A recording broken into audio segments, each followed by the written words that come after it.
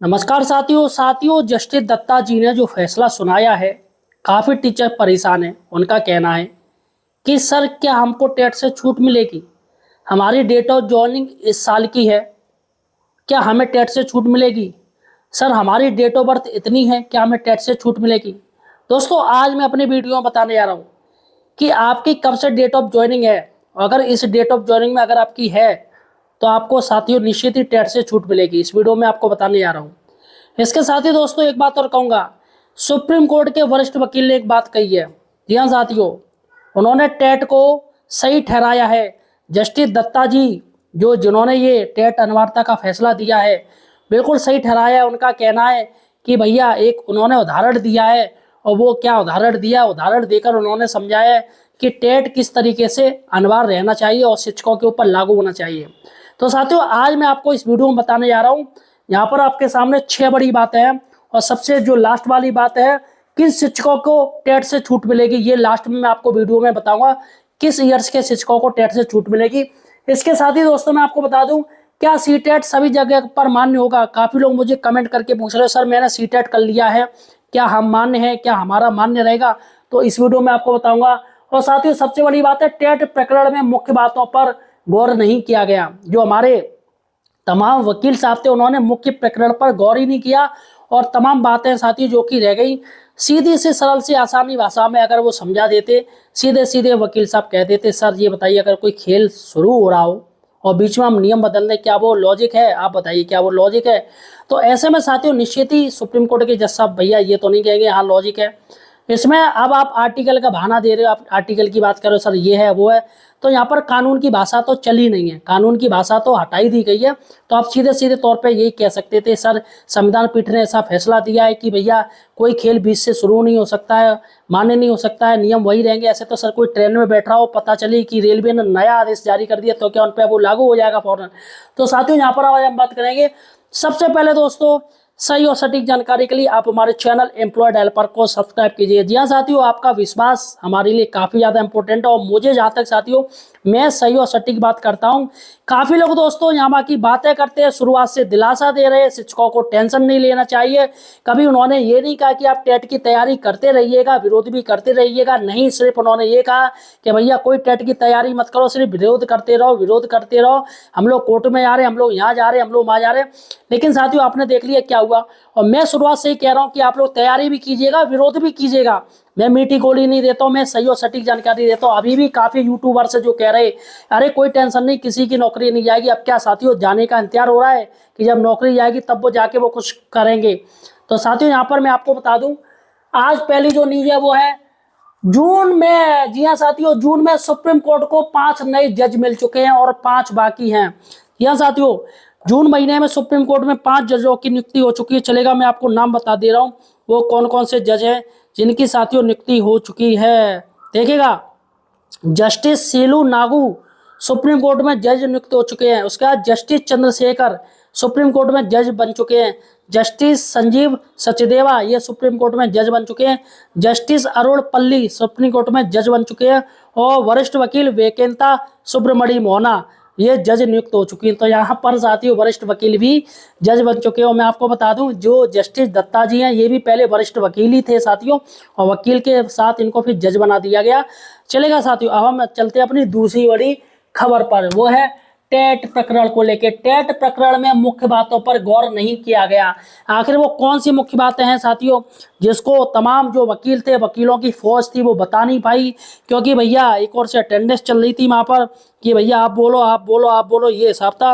लेकिन साथियों सबसे बड़ी बात है, आखिर शिक्षकों का पक्ष क्यों नहीं सुना गया? देखिएगा, मेरे पास एक मैसेज आया है, इसको ध्यान से सुनिएगा और देखिएगा, गौर कीजिएगा कि हाँ शिक्षकों को किस तरीके से ठगा गया है। देखिएगा, सर्वोच्च न्यायालय टेट प्रकरण पर क्या निम्न बिंदुओं पर किसी ने बहस के दौरान प्रकाश डाला? यदि नहीं तो आप डालिए। चलेगा, आप डाल देते हैं कौन कौन से बिंदु रह गए। पहला पॉइंट है, सामान्य शिक्षक ना तो वादी था ना ही प्रतिवादी। बिल्कुल सही बात, सामान्य शिक्षक का तो कोई केस ही नहीं था, फिर उन्हें सजा कैसे सुना दी गई? उदाहरण के लिए मैं आपको बता रहा हूँ, उत्तर प्रदेश में मंदिर मस्जिद के झगड़े में मुंबई के गिरजाघर को गिराने का आदेश क्यों दे दिया गया? मतलब उत्तर प्रदेश का कोई मैटर चल रहा था, मुंबई उत्तर प्रदेश का मंदिर मस्जिद का झगड़ा चल रहा था, लेकिन जज साहब ने क्या आदेश दे दिया कि मुंबई में जो गिरजाघर है उसे गिराया जाए। मतलब सामान्य शिक्षक का जब यह मुकदमा ही नहीं था तो उसको टेट करने के लिए कैसे आदेशित कर दिया गया, सबसे बड़ी बात यहाँ पर साथियों। तो यहाँ पर जो गलती है वो निकल के आई है एनसीटीई की, क्योंकि साथियों एनसीटी ने जो प्रेशर डाला है कहीं कहीं ऐसी बातें रखी हैं कि बिना टेट के कुछ नहीं है, बिना टेट के कुछ भी नहीं है, बिना टेट के कुछ नहीं हो सकता, बिना टेट के शादी नहीं हो सकती, बिना टेट के बच्चे नहीं हो सकते, बिना टेट के नौकरी नहीं लग सकती। इसलिए साथियों जज साहब ने कह दिया कि ये बताओ तुम ऐसी बात कर रहे हो, जो टीचर्स हैं जो पहले से टीचर नौकरी करे क्या उन पे है टेट लागू? तो एनसीटी ने कह दिया यस सर, सभी पर टेट लागू, बिना टेट के तो कोई नियुक्ति नहीं हो सकती। बस सुप्रीम कोर्ट ने मान ली भाई, एनसीटी जो कि संवैधानिक संस्था है, सरकार की संस्था है, और बाकायदा अमेंडमेंट जो 2017 का संशोधन था वो भी एनसीटी ने दिखा दिया, जिस पर साथियों जज साहब ने सभी पर टेट लागू कर दिया। तो यहाँ पर एनसीटी ने सबकी पुंगी बजा दी। चलेगा साथियों, दूसरा पॉइंट मैं आपको बता दूं, दीपांकर दत्ता जी के आदेश पृष्ठ संख्या 9 बिंदु संख्या 15 में प्रोविजन 2301 में लिखा है, यानी पैराग्राफ 1 में लिखा है फॉर अपॉइंटमेंट, इसी के अंदर लिखा है का अपॉइंटमेंट एज ए टीचर। स्पष्ट है कि बार बार अपॉइंटमेंट की बात कर रहा है।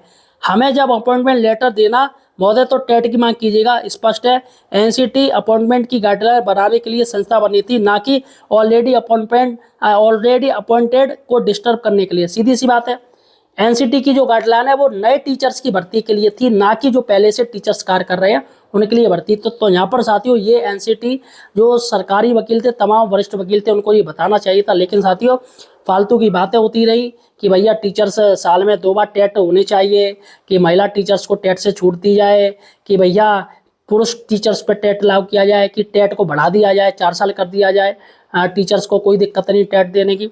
तो ये गलत है साथियों। जज महोदय से इसके आशय को समझने में सरिय भूल हुई है, कानूनी भूल हुई है। एवरी टीचर ए टीचर्स, तो यहाँ पर साथियों अंतर है, एवरी टीचर्स और ए टीचर्स में अंतर है। एवरी अर्थ हो गया प्रत्येक टीचर, ए टीचर एक टीचर। पेज 10.17 में एनी पर्सन एक टीचर, यानी एक पर्सन जैसे बिंदुओं को बार बार कहा गया है। महोदय जब आप स्वयं निर्णय नहीं ले पा रहे, आपको अपनी शक्तियों का प्रयोग 142 के तहत इसकी सही व्याख्या कराने हेतु अमेंडमेंट एक्ट 2010 जिन जिन स्टेट में जिस तारीख से लागू हुआ है, जैसे उत्तर प्रदेश में 19/7/2011 लागू होने की तिथियों के पूर्व नियुक्त शिक्षकों को इससे मुक्त रखना चाहिए था। सबसे बड़ी बात है कि जज साहब ने जब ये याचिका डाली गई, शुरुआत में ये केस चल रहा था, ये महाराष्ट्र वाला जो केस था, अंजुमन इसात तालीम ट्रस्ट था, इसमें इन्होंने जज साहब ने इस पर नोटिस क्यों नहीं जारी किया? केंद्र सरकार को नोटिस जारी करना चाहिए था, एनसीटी को नोटिस जारी करना चाहिए कि भैया आप इसको सही से क्लियर कीजिएगा ये क्या चीज़ है। क्योंकि साथियों मैटर था वो तालीम ट्रस्ट था, तो वहाँ के जो वकील थे वो ज़्यादा एक्सपर्ट नहीं थे, ज़्यादा पैसे नहीं थे, उन पर ज़्यादा पैसा खर्च नहीं किया गया। तो ऐसे में साथियों वकील की सबसे बड़ी गंभीर प्रॉब्लम हुई है। अगर यही वकील कोई एक्सपर्ट वकील होते, कपिल सिब्बल होते, अभिषेक मनु सिंघवी होते, सलमान खुर्शीद होते, तो निश्चित ही साथियों ये फैसला नहीं होता। उस समय साथियों सिर्फ महाराष्ट्र सरकार थी और उनके अंजुमन तालीम ट्रस्ट के वकील थे, प्राइवेट वकील थे, तो ज़्यादा महंगे नहीं थे, ज़्यादा एक्सपीरियंस नहीं था, इसलिए वो इस चीज़ को सही से रख नहीं पाए। तो यहाँ पर नोटिस जारी करना चाहिए था, केंद्र सरकार को नोटिस नहीं जारी किया गया। चलेगा साथियों, तीसरी बड़ी बात है, दीपांकर दत्ता जज साहब ने पृष्ठ संख्या 13 के बिंदु 29 में यह माना कि नाइदर द फर्स्ट प्रोविजन और nor the second provision to sub section paragraph 2 of section 23 has been under a direct challenge in any original legal processing period to end oblique or post अंजुमन, यानी supra 23(1) और 23(2) को आप लोगों ने कहीं challenge नहीं किया है। यह एक जज साहब ने रास्ता बताया, इस पर आगे बढ़ना होगा। इसी क्रम में पूर्ण शुक्ला राहुल पांडे ने लखनऊ खंडपीठ उत्तर प्रदेश से इस बिंदु को चैलेंज किया है, जिससे अटॉर्नी जनरल भारत सरकार को नोटिस हुआ है। इसकी पैरवी में भी भरपूर सहयोग करना होगा। तो साथियों एक मौका मिला है आपको, ये जो पॉइंट है इसको साथियों चैलेंज किया गया है। कहाँ पर किया गया है? लखनऊ खंडपीठ में, और मैंने आपको अपनी वीडियो में बताया भी था। तो लखनऊ खंडपीठ ने सीधे attorney general of Bharat Indian government उनको साथियों एक नोटिस जारी किया, अब वो इसको बताएंगे। तो इस केस की पैरवी आपको सही से करनी चाहिए। तो फिलहाल साथियों इसमें कुछ फायदा हो सकता है। चौथी बड़ी बात, न्यायालय के संज्ञान में क्यूरेटिव पिटीशन में यह लाना होगा कि दीपांकर दत्ता साहब ने कहा कि 2010 के बाद बिना टेट के कोई शिक्षक नियुक्त नहीं हुए। इससे स्पष्ट करना होगा कि महोदय 11 लाख शिक्षक बिना ट्रेनिंग के अर्थात अनट्रेड शिक्षक प्राइवेट स्कूलों एडेड स्कूलों में पढ़ा रहे, उन्हें ट्रेंड करने हेतु ना कि टेट करने हेतु 5 वर्ष का समय दिया गया था। हम न्यायालय में पुनर्विचार याचिका में इस बिंदु को समझने में विफल रहे। मुकुल रोहतगी जी की बहस में सभी इसे सुन सकते हैं। वहाँ जिस सामने क्या समझ लिया कि स्पष्ट है कि यह बिना टेट वाले 29 जुलाई 2011 या अमेंडमेंट एक्ट 2010 लागू होने से पूर्व के सभी शिक्षकों के लिए यह प्रावधान लाया गया है। जबकि श्री प्रकाश जावड़ेकर जी ने के इस बयान में भी स्पष्ट हो रहा है कि ऐसा कदापि नहीं था। इसके सपोर्ट में उत्तर प्रदेश सरकार के कार्यालय बेसिक शिक्षा परिषद लखनऊ द्वारा पत्रांक 12/660/2017 दिनांक 18/9/2017 को प्रकाश में लाया जाना चाहिए था, जिसमें स्पष्ट लिखा है। तो ये विज्ञप्ति आई थी साथी उत्तर प्रदेश सरकार की ओर से। सबसे बड़ी बात है कि अगर ये मैटर पहुंचेगा कि भैया बिना अनट्रेंड टीचर पढ़ा रहे हैं अन्य स्कूलों में, तो साथियों यहाँ पर जो बेचारे नौकरी कर रहे हैं उनकी भी नौकरी खतरे में पड़ जाएगी कि भैया हम तो मरेंगे, उनको भी ले डूबेंगे। तो फिलहाल साथियों ये पॉइंट मुझे नहीं लग रहा कि ये ऐड करना चाहिए कि भैया और भी प्राइवेट स्कूलों में टीचर अनट्रेंड पढ़ा रहे हैं। पता चली सुप्रीम कोर्ट ने ऐसा आदेश दे दिया कि सभी को टेट करना पड़ेगा, तो साथियों ऐसा मुझे लग रहा है कि नहीं होना चाहिए। चलेगा साथियों, विज्ञप्ति में आपको बता दूं जो विज्ञप्ति बेसिक शिक्षा परिषद द्वारा दी गई है उसमें क्या लिखा था। निःशुल्क एवं बाल शिक्षा अधिकार संशोधन 2017 के अनुसार दिनांक 31/3/2015 तक विद्यालयों में नियुक्त या कार्यरत और प्रशिक्षित अध्यापकों को प्रशिक्षण की योग्यता प्राप्त करने हेतु NIOS के पोर्टल पर दिनांक 15/9/2017 तक नामांकन करने के निर्देश दिए गए। NIOS के पोर्टल पर नामांकन की तिथि को दिनांक 30/9/2017 तक बढ़ाया गया है। अति एवं संबंधित अध्यापक NIOS की वेबसाइट पर निर्धारित प्रक्रिया पब्लिक कार्यक्रम हेतु अनुसार प्रशिक्षण हेतु नामांकन करना सुनिश्चित करें। तो ये सचिव उत्तर प्रदेश बेसिक शिक्षा परिषद का ये आदेश था साथियों। तो यहाँ पर उन्होंने भी इस आदेश को माना, वो टेट नहीं माना था, बल्कि एक प्रशिक्षण की बात की गई थी, इससे टीचर ट्रेंड हो सके। तो यहाँ पर साथियों NIOS पर जो प्रशिक्षण देती है उसी पर साथियों आवेदन करने के लिए बोला गया था। तो यहाँ पर दो बातें सिद्ध हो रही हैं। पहला, NCT या भारत सरकार ने किस आशय से यह संशोधन बिल प्रस्तुत किया था और उत्तर प्रदेश सरकार ने इसे क्या समझते हुए यह विज्ञापन निकाला है। और जज साहब आप दूसरा अर्थ निकाल रहे हैं। क्यूरेटिव पिटीशन की संविधान पीठ में इस पर ध्यान आकर्षण करने की परम आवश्यकता है। दूसरा, यदि समय ही मांगना था तो यह विज्ञापन दिखाकर शिक्षक या वकील कहते कि हमें आज तक कोई भी एक नोटिस उत्तर प्रदेश सरकार या किसी भी राज्य द्वारा जारी नहीं किया गया हो। 5 वर्ष के भीतर शिक्षक TT पास करें, अन्यथा उन्हें नौकरी से बर्खास्त कर दिया जाएगा। महोदय, यदि ऐसा कोई पत्र यदि सरकारों ने जारी किया है तो उन सरकारों को नोटिस भेजकर आप स्वयं मंगा लें। आपने यह स्पष्ट कहा है कि आपको 9 वर्ष तक समय पहले दिया जा चुका है। यदि कोई सूचना शिक्षकों को नहीं दी गई है तो स्पष्ट है आपको आज से 9 वर्ष के भीतर टेट करने की छूट दे देनी चाहिए।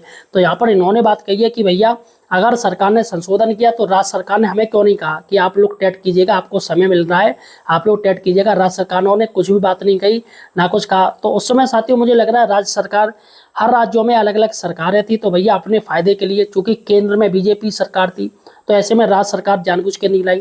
जैसे समाजवादी पार्टी रही है आपके हैं, तो और भी पार्टियां रही हैं यूपी में, तो हो सकता है उन्होंने अपने फायदे के लिए ये बात नहीं कही हो। और हो सकता है साथियों कि किसी भी न्यूज़पेपर में एक छोटा सा इन्होंने एडवर्टाइजमेंट छपवा भी दिया हो और वो भी सरकारी अखबार ही अंदर रखा हो, वो भांडा निकल आया हो कि जिससे टीचर नाराज ना हो जाए। तो ऐसा साथियों हो सकता है कि जो गवर्नमेंट क्या वो कर सकती है।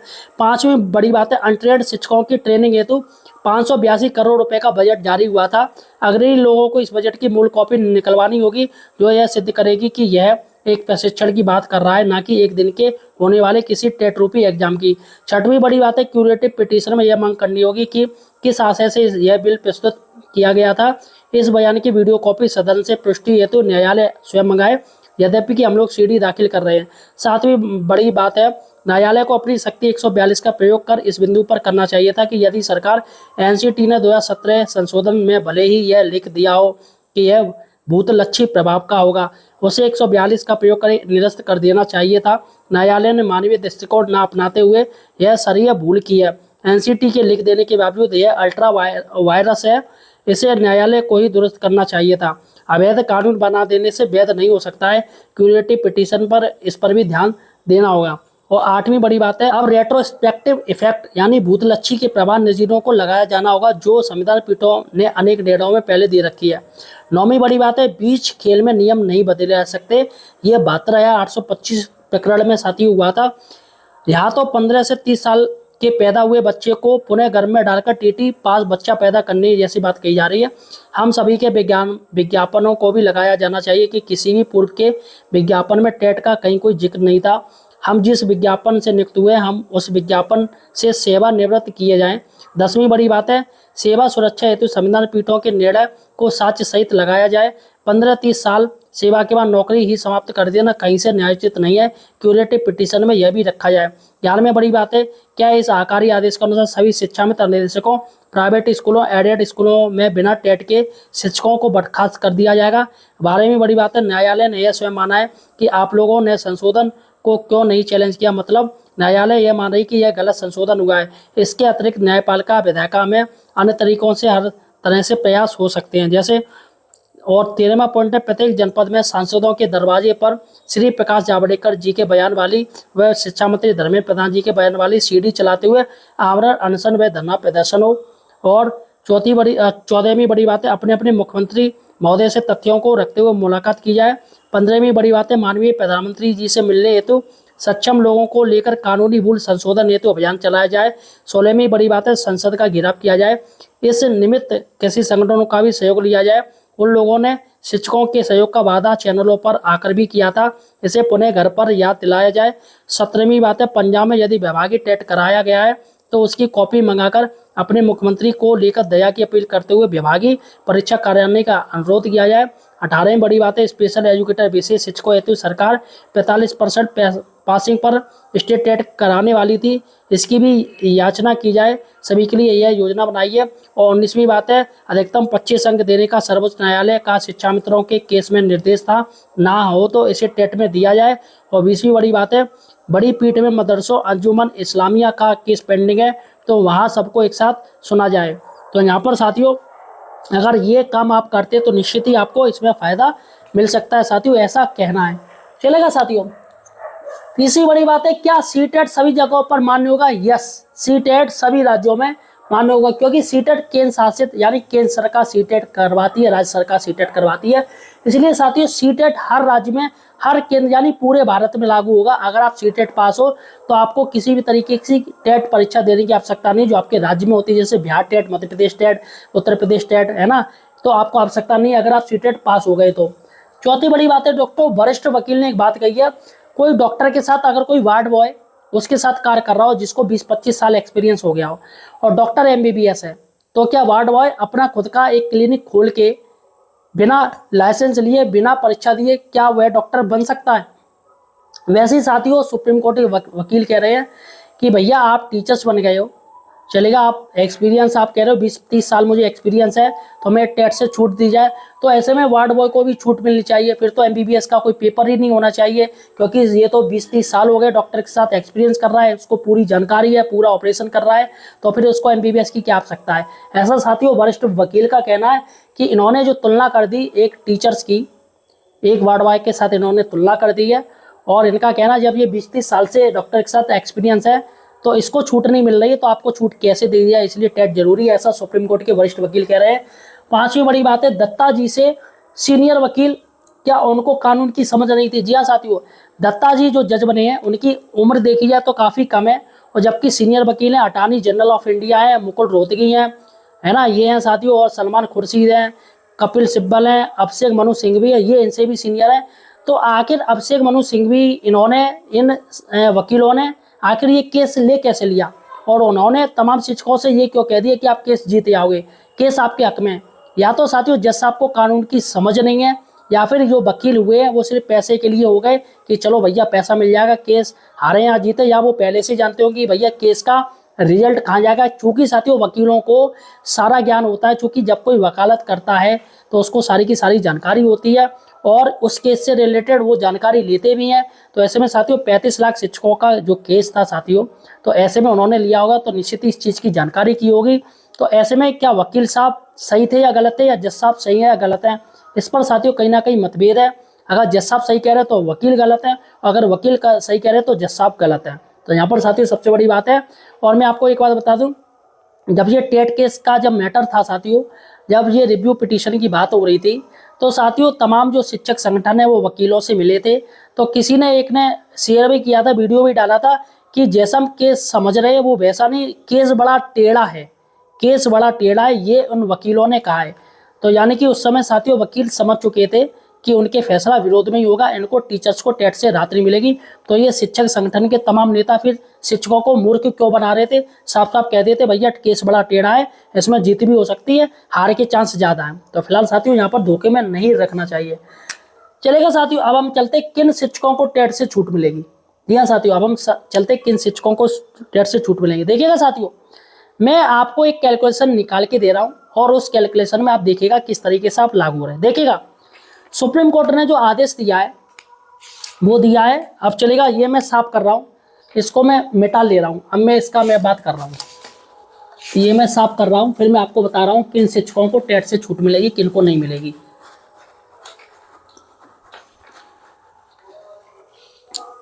देखिएगा सुप्रीम कोर्ट का जो फैसला है वो दिया था 1 सितंबर 2025, ये लागू हो गया। जब शिक्षक दिवस था, शिक्षकों को पूजा की जाती है, शिक्षक दिवस पे तमाम सरकारें उनको सम्मानित करती, तो सुप्रीम कोर्ट ने भी उनको सम्मान दे दिया। किसका दे दिया? टेट का, टेट लागू कर दिया। तो यहाँ पर साथियों 1 सितंबर 2025 से टेट लागू है। अब यहाँ पर सुप्रीम कोर्ट ने कहा है कि 5 साल, जिनके रिटायरमेंट के 5 साल बाकी है, जिनके रिटायरमेंट के 5 साल बाकी है उनको टेट से छूट दी जा रही है। यानी कि साथियों, यानी 2030, अगर हम 25 को अगर हम 5 साल और जोड़ दें तो यहाँ पर साथियों 2030, यानी कि जिनका रिटायरमेंट 2030 में हो रहा है उनको टेट से छूट है। अब इसमें से साथियों छूट में भी मैं आपको बता दूं, रिटायरमेंट इसमें 2 हिस्से हो गए। कैसे होगा कि यहाँ पर जो सुप्रीम कोर्ट ने आदेश दिया है वो 1 सितंबर 2025 से लागू हो जाएगा। तो यहाँ पर जो छूट मिलेगी वो 31 अगस्त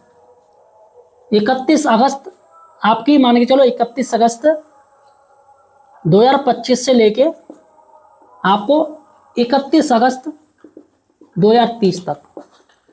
तो साथियों यहाँ पर 31 अगस्त 2025 से लेके 31 अगस्त 2030 तक इन शिक्षकों को राहत मिलेगी जो साथियों यहाँ पर रिटायरमेंट हो रहे हैं 2030 तक। अब चलेगा साथियों, अब हम इनको एक और से हम करें कि आखिर कितने वर्ष तक के शिक्षकों को छूट मिलेगी। देखिएगा मैं आपको एक एग्जाम्पल बता दूं, सब लोग जानते हैं कि जो नौकरी होती है वो 62 साल की होती है, 62 साल पर आप रिटायरमेंट होते हैं। जो बेसिक है, बेसिक विभाग में ऐसा नियम है कि 62 साल में टीचर रिटायरमेंट होता है। तो यहाँ पर हम 62 साल रिटायरमेंट हम मान के चलते हैं, और वो भी हैवी है। 62 साल होते ही आप रिटायरमेंट हो जाओगे, डेट ऑफ बर्थ कुछ भी हो। तो यहाँ पर साथियों देखिएगा 62 साल पर आप रिटायरमेंट हो रहे हैं। तो यहाँ पर 2030 में आपको 5 साल मिले हैं, तो -62, हम इसमें 62 मार देंगे। तो यहाँ पर साथियों क्या आएगा? यहाँ पर आएगा 1968। तो जिनकी साथियों डेट ऑफ बर्थ DOB 1968 है, जिनकी डेट ऑफ बर्थ 1968 है उनको साथियों टेट से छूट मिलेगी। अब यहाँ पर किसी की नौकरी अगर मान के चलो 18 साल में लगी है तो 1968 + 18, किसी की नौकरी भैया 22 साल में भी लगती, किसी की 24 में लगती। लेकिन पुराने टीचर साथियों उस समय नौकरी बहुत कम थी, ज़्यादा कंपटीशन नहीं था, तो हर किसी की नौकरी लग जाती थी। लेकिन सरकार ने उस समय नियम रखा था 18 साल मिनिमम होनी चाहिए। तो उस समय साथियों ना कोई ज़्यादा परीक्षा होती थी, ना कुछ होता था, सीधे सीधे 1-2 महीने में ही आपको ज्वाइनिंग दे दी जाती थी। यानी 18 साल में जैसे ही पढ़े हो तो आपको 18 साल के अंदर ही आपको नौकरी मिल जाती थी, क्योंकि उस समय ज़्यादा कंपटीशन था नहीं और सरकार के पास लोग नहीं थे। सरकारी नौकरी उस समय कोई करना भी नहीं चाहता था, क्योंकि पैसा ही उनको 10-20 रुपये मिलते थे। तो इसलिए साथियों उस समय ज़्यादा क्रेज नहीं था। तो अगर मान के चलो किसी की 18 साल है, 18 साल में नौकरी मिली है, तो 1968 + 18, यानी कि उसके साथियों जो नौकरी लगी है वो लगी है 1986। 1986 यानी कि जिनकी डेट ऑफ बर्थ 1968 है, जिनकी डेट ऑफ बर्थ 1968, अगर उनको 18 साल में नौकरी मिली है तो साथियों यहाँ पर 1986 उनकी क्या हो गई? ये फर्स्ट ज्वाइनिंग हो गई, इनकी ज्वाइनिंग हो गई फर्स्ट ज्वाइनिंग। तो साथियों यहाँ पर आप देख लीजिएगा, मैंने आपको बता दी किस तरीके से टीचर्स को राहत मिलेगी जिनकी डेट ऑफ बर्थ 1968 है। और यहाँ पर साथियों अगर 18 साल में उनको नौकरी मिली तो 1986 साथियों आप मान लीजिए। और यहाँ पर 2030 जो भी रिटायरमेंट हो रहे हैं 2030 तक, वो भी कब, 31 अगस्त 2030 तक के जो भी शिक्षक रिटायरमेंट हो रहे हैं उनको साथियों सुप्रीम कोर्ट का राहत मिल जाएगी। लेकिन जो साथियों मैं आपको बता दूं, जो 1 सितंबर 2030 में रिटायरमेंट हो रहे हैं साथियों, उनको टेट करना पड़ेगा। 1 सितंबर 2030 जिनकी रिटायरमेंट है, यानी अगस्त के बाद जो रिटायरमेंट हो रहे हैं तो 1 सितंबर 2030 में उनको टेट करना पड़ेगा साथियों। यहाँ पर आप देख लीजिए, डेट ऑफ बर्थ वाले 1968 वाले जिनकी डीओबी है, इनको टेट से छूट मिल रही है। 18 साल में इनकी नौकरी लगी है, यानी 1986 में इनकी फर्स्ट ज्वाइनिंग हुई है।